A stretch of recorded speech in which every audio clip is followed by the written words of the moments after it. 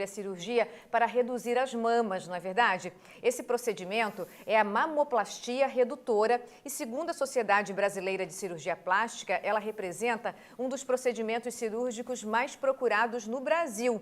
Em 2018, estima-se que mais de 104 mil mulheres tenham se submetido a essa cirurgia. E para falar do tema com a gente, hoje eu recebo o cirurgião plástico, Dr. Tiago Bodanese. Boa tarde, seja bem-vindo, doutor. Boa tarde, Flávia. Tudo bem? Tudo bem. Doutor, eu fiquei surpresa com essa informação de como é grande a procura pela redução de mama, porque a gente fala muito de silicone, fala muito do aumento, né?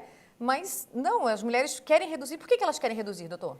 Então, Flávia, importantíssima pergunta e até para o pessoal de casa entender, há uma grande procura no consultório de cirurgião plástico por alguns motivos. O primeiro, físico.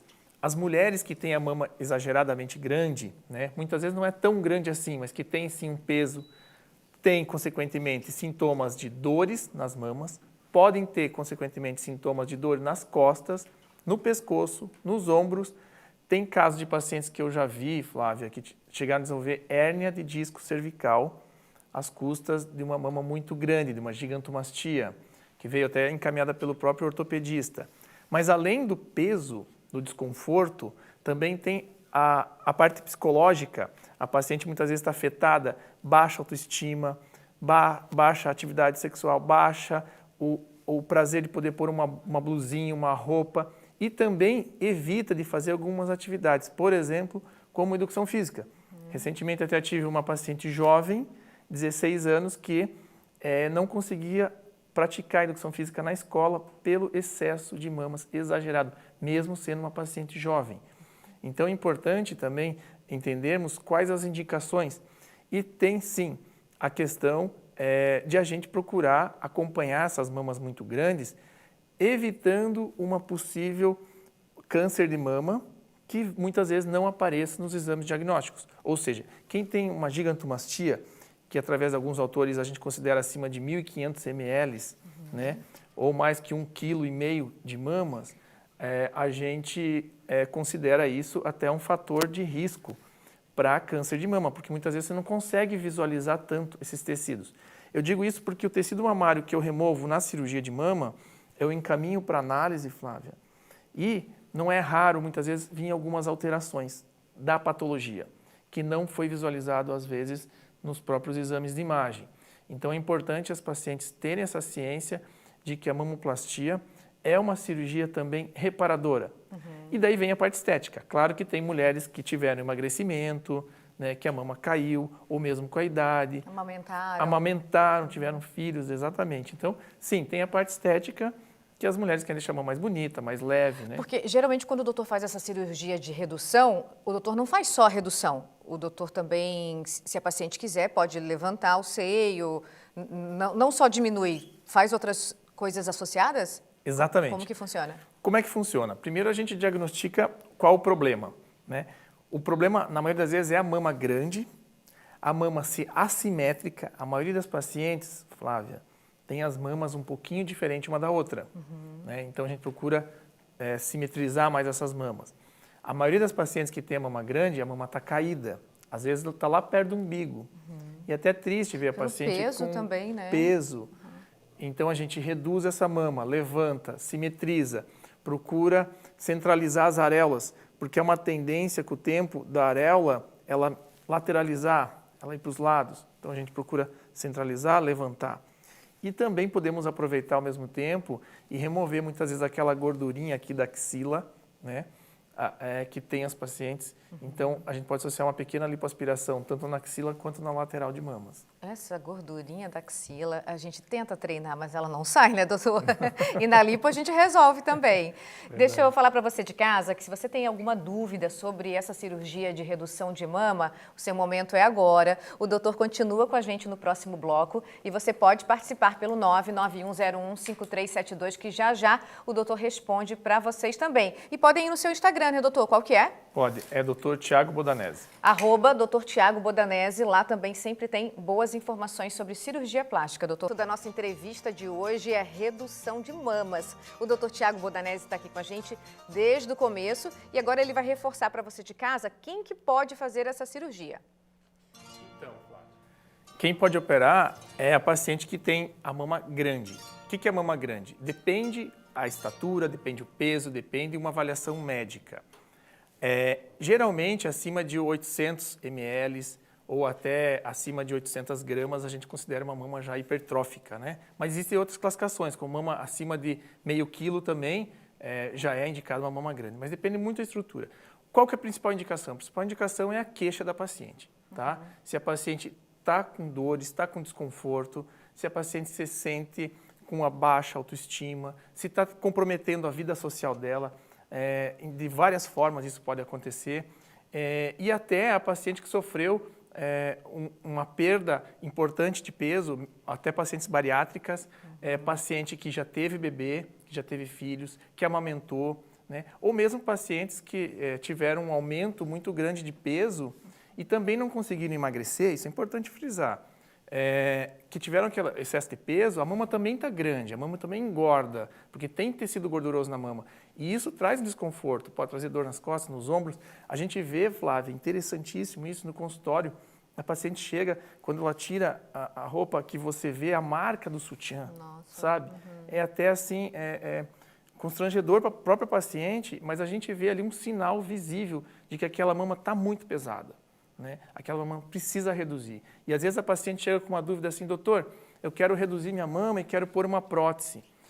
Mas não é bem assim. Por quê? Porque se ela tem uma mama exageradamente grande, você precisa diminuir o peso. Por exemplo, se é uma gigantomastia grau 3, grau 4, que vai acima de 1.000, 1.500 ml, você diminuindo, colocando uma prótese, às vezes a prótese 300 ml, você não está resolvendo o problema da própria paciente, né? Claro que existem indicações, sim, indicações que pode-se usar prótese, tá? Mas não são todos os casos.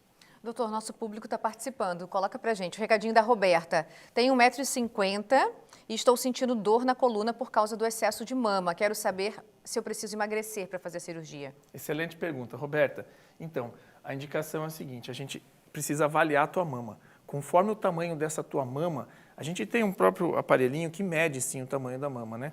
Mas você, com essa mama exageradamente, se ela for grande, você precisa reduzir a mama, tá? Independente, se você não conseguir perder peso, você sim precisa reduzir essa mama. É claro que o ideal seria, Roberta, você perder peso, você chegar a diminuir o teu peso corporal, mas muitas vezes, Flávia, não se consegue perder mama.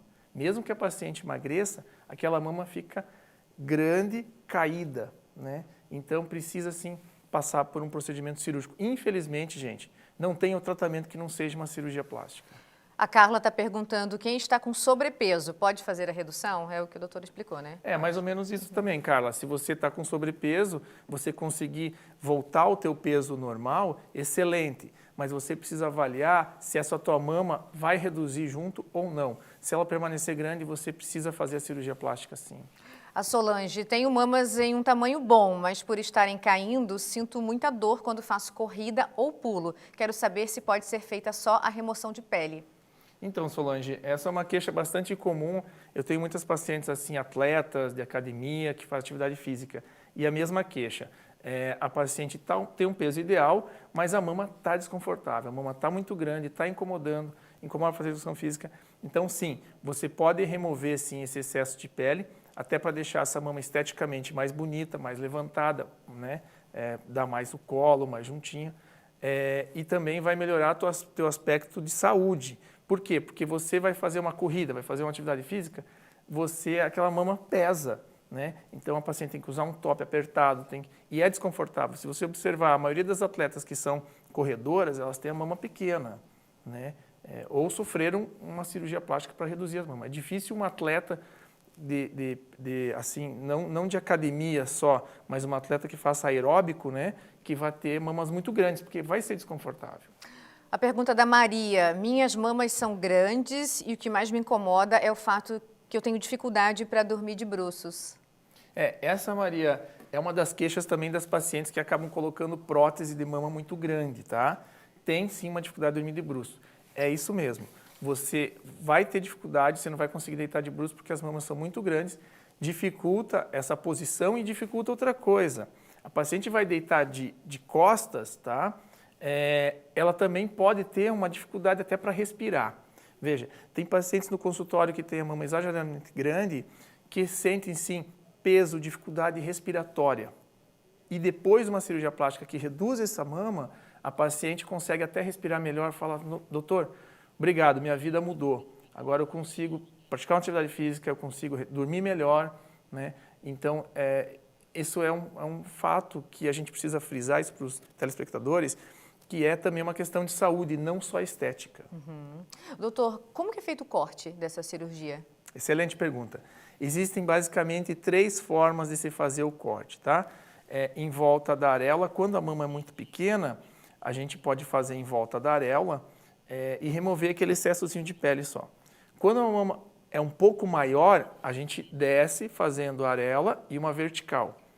Quando essa mama que geralmente nos casos é esse, que a mama é muito grande, a gente precisa fazer o tal do T, né? Esse T pode ser um T realmente para cá ou um L para a lateral, né? Mas envolve também essa situação.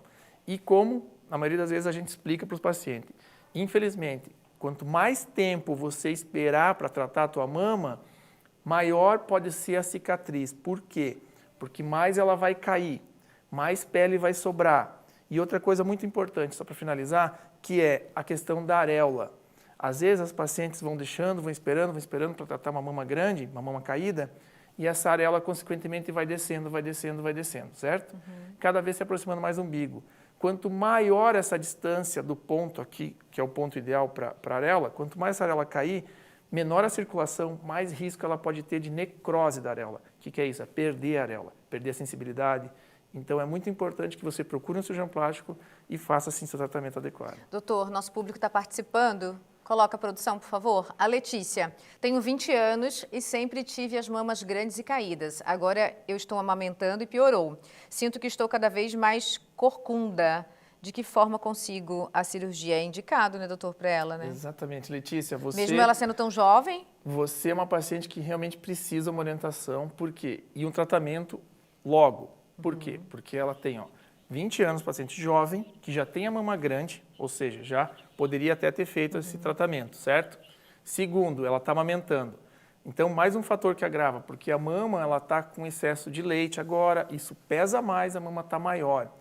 Claro que a gente não pode fazer essa cirurgia nesse momento, porque ela está amamentando, essa mama vai ter leite. Tem que esperar essa mama, esse leite sair, ou através de paramamentação, ou através de medicações. A partir daí, sim, dá o tratamento adequado, assim que você parar de amamentar. Porque quanto mais ela esperar, mais essa mama vai ceder. A mama cresce até quantos anos, assim, doutor? Não existe uma idade que, assim, a partir dos 16, a mama para de crescer. Mas a mama, ela vai desenvolver a partir da puberdade. Então, se a mulher teve puberdade nos 9 anos, nos 8, nos 10, nos 13, depende. Aí ela vai sofrer um período de desenvolvimento, tá? Que existe lá a classificação de Turner, que são várias etapas da mama. Primeiro dá aquele, o biquinho, depois vai crescendo o formato da mama. Isso pode chegar aos 16 anos, pode chegar aos 17, 18, depende. Essa é a formação da mama. Depois a mama, ela é um órgão. O que é isso? Ela é constituída por glândulas e gordura. Ou seja, se eu engordar, essa mama cresce. Se eu usar hormônios, essa mama também vai crescer. Tu entende? Então, são fatores. A mama ela não é, infelizmente, um órgão estático. Não é como o dedo que fica naquele tamanho e pronto. Não. Ela vai mudar com o passar da idade, com o passar de todos esses fatores, emagrecimento, atividade física, vai mudar. Infelizmente, ela não é estática. Doutor, muita gente querendo saber preço. Gente, não é assim.